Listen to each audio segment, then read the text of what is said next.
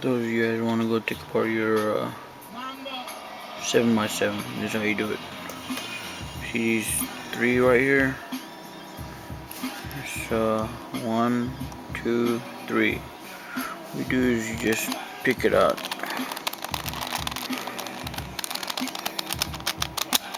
See?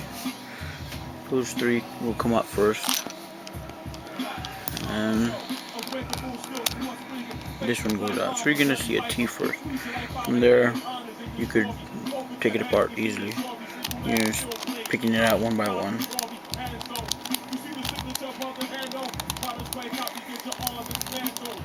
Yeah, see?